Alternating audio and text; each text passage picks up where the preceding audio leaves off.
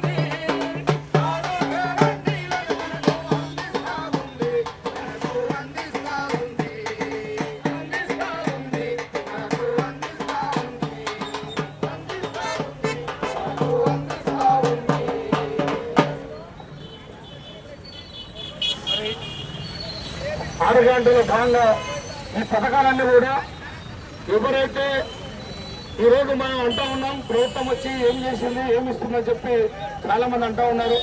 దయచేసి సమగ్ర కుటుంబ సర్వే అయిపోయిన తర్వాత సంక్రాంతి రోజు ఇవన్నీ కూడా అమలు చేయడానికి ప్రభుత్వం ప్రయత్నం చేస్తూ ఉంది.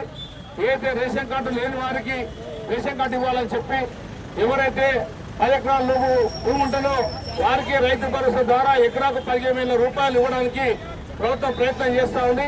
అందులో భాగంగానే మరి ఇంతకుముందు గత ప్రభుత్వాలు మరి 50 ఎకరాలున్నా 100 ఎకరాలున్నా 200 ఎకరాలున్నా కూడా రైతు బంధు పథకం ద్వారా డబ్బులు ఇవ్వడం జరిగింది.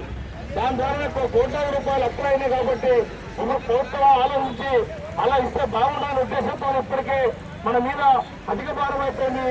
అందుకోసమని మరి ప్రభుత్వం ప్రయత్నం చేసి 10 ఎకరాల లోపు ఎవరికైతే భూమి ఉంటుందో వారికే ఈ రైతు భరోసా పథకం ద్వారా ఎకరాకు 15,000 రూపాయలు ఇవ్వాలని చెప్పి ఈ సమగ్ర కుటుంబ సర్వే చేస్తూ ఉన్నది.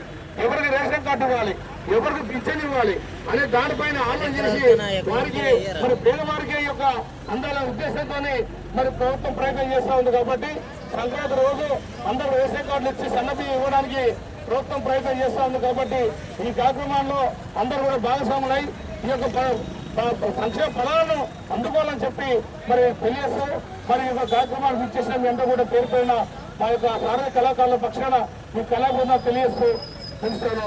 Thank you.